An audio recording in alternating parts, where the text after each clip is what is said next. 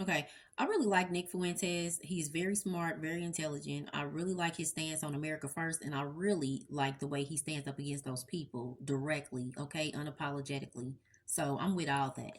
And the majority of my page is dedicated to me talking to my people, black people, about how they need to stop making everything about a skin color because it's not about a skin color, it's about Jesus Christ. And when you try to put a skin color in place of worshiping Jesus, you are totally missing the message about Jesus Christ when you're making about black, when you're making about the true chosen people because of a DNA or a demographic or a nationality. Okay, so majority of my page is dedicated to that. But little Nikki Pooh, when you get on here and talk about how you want the country to get back to a white Christian country, that's where I have to stop you because you are very intelligent and smart. So you are smart enough to know your history, I'm sure. So you and I both know that saying white Christian is an oxymoron. Now, I can be in total agreement with you when you say you want the country to get back to a Christian nation. Yes, a Christian nation is most definitely what the country needs to be. But when you say white Christian, that's where I gotta stop you because Ethiopia was already practicing the Christian religion, praising Jesus Christ 200 to 300 years before the Romans came and adopted the religion. Adopted, meaning it already belonged to someone else and then it was adopted. We know what that means. And when they adopted it, they removed 15 books from the Bible. The Bible that you grew up on, that you probably reference today, has 66 books, but the Ethiopian Bible has 81. Those 15 books were removed for a reason. One of the main reasons that some of those books were removed because it talked about how people in power of a certain hierarchy, like kings, queens, judges, whoever, police, whoever's in a certain position of power at a certain hierarchy, how they are judged, how they are held accountable based off of certain injustices that they bestow on people because of their positions of power. So they had to remove those doctrines because they were the people in power, right?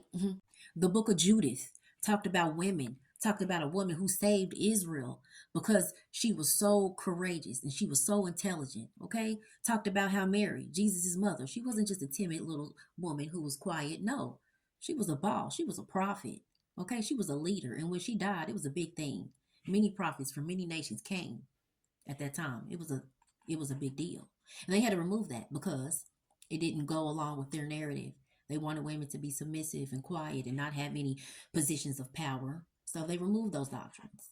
The Book of Jubilees talks about the solar calendar that God had the angels give to Moses on Mount Sinai, 364-day calendar. 364 is divisible by 7. And if we were still going by that calendar, everything would be aligned. Okay? Certain festivities would be held at the same day every year. But as we see with this Julian calendar, this 365-day calendar, Easter, Christmas, Thanksgiving, your birthday, whatever, is a different day every year. Okay? It's not aligned with God. The Shepherd of Hermas is a book that talks about even after baptism, if you sin, you can still be saved. You can still see salvation through Jesus Christ. They had to remove that doctrine because, a lot of their doctrine, the Roman Catholic Church, rabbis and their father that they go confess to, and all of that would have been obsolete if they had a lot of these doctrines kept in the Bible. Their authority wouldn't really hold that much weight. So basically, they realized that they had to edit the Bible because if not, then the people will realize that their version of Christianity that they're feeding to you is the edited, filtered version. Okay? All motivated by political power. And the Romans were executing people if they were caught with these texts. Okay? Calling it hearsay. They were executing people for that. Kind of like, but yeah. And the Ethiopian monks copied the scriptures by hand in a language called Ge'ez. Look it up. And the Romans couldn't translate that. So until this very day, the Ethiopians still go by the Ethiopian Bible. It's still accessible. It's still in the mountains of Africa, okay? And they still go by the solar calendar. Right now in Ethiopia, it's not 2025. It's like 2020. Ethiopia is the only nation God protected from colonization. The only Christian church that remained completely independent from Rome. The only Christian nation that preserved all the text that couldn't be translated by Rome or any other conquerors. So, and I'm sure you're educated enough to know that Jesus Christ come from the David lineage. And we all know what that means. King David, the father of Solomon, King Solomon, the father of King Menelik. I think I'm saying that right, but you know who I'm talking about. Menelik, the son of the Queen of Sheba and King Solomon. That's who I'm talking about. Right. Okay. And when he reigned as king, he stayed in Ethiopia. And when he stayed in Ethiopia, his Israelite soldiers went and got the actual Ten Commandments. The Babylonians didn't take the Ten Commandments. They destroyed the covenant. They destroyed the temple, but they didn't get the Ten Commandments. And supposedly, till this day, the actual Ten Commandments are in Ethiopia, and they have monks who watch it day in and day out. Do not take their eyes off of it until they die. Before they die, they know they're going to die, and they have a certain successor of their position to take over. And this is happening right now to this day in Ethiopia. This is not a game, it's a real thing. Prophecies from the book of Enoch are being fulfilled right now, have always been fulfilled, but right now we're getting so close to the end, and those prophecies are being fulfilled. And also, speaking of the book of Enoch, it also talks about real spirituality and where human knowledge originated from, and the origin of demons, and how all this started, and the fight that's still being fought to this day, the fight between loyal angels and fallen angels. And it makes it all make sense. It makes Genesis make sense. It talks about the creation and the reason behind the flood, okay?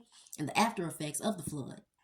See, in the Bible that you know, you think the snake, the serpent that came up to Eve with the apple was actually just a slithering little snake that could talk, make it seem like a fairy tale. But in real life, you would know that those reptilian people, those are real things. Those are hybrids. Those really happened. This was back in the biblical days. Satan had the ability to, he was a reptilian, okay? He had the ability to present himself as something beautiful, easily manipulative, okay? That's what that's about. But you got to do your history, you got to read, and you'll know these things. So my point is, you are chosen if you choose Jesus Christ, no matter your race, your nationality, your demographic, DNA, none of that. But if you want to put a color on it, if you want to talk about color, then saying you want the country to get back to a white Christian country is an oxymoron. If you're going to put a color on it, then you have to say white Roman Christian, maybe white Roman Catholic, whatever. But white Christian, you can't put white in front of Christian. You can't put black in front of Christian. You can't put none of that in front of Christian, because real Christianity is knowing that Jesus Christ is King. God gave his son Jesus for that reason. You are chosen if you choose Jesus Christ, period. No matter your race, your color, or none of that. So real chosen people understand that and live by that. And that's the message that they want to deliver to the people. So people like you who want to put white in front of the word Christian and black in front of the word Christian will understand that you have now destroyed the message of Jesus and made it about a skin color, which is antichrist, and you're going to hell. And I'm going to just end with this. Speaking of the Ethiopian Bible and the prophecies that are being fulfilled that you would know about if you had access to the true Bible and all the books that were removed. Um, God talks about how when that Euphrates River dries up, the Euphrates River is the river that God sent those fallen angel demons to under. They are in a prison under the Euphrates River. But when that Euphrates River dries up, hell is gonna break loose. And if you look into it, the Euphrates River is getting dry. It's getting dry. And when you think about what's going on in the world, in Nigeria, how the Christians are being massacred, and what's happening in Sudan and the UK and all these places and all these things and all this demonic energy, you get to putting it all together. The Lord is real. Everything that's happening is real. I suggest everybody to get access to the Ethiopian Bible. Those 15 books that have been missing out your life will complete you. Period.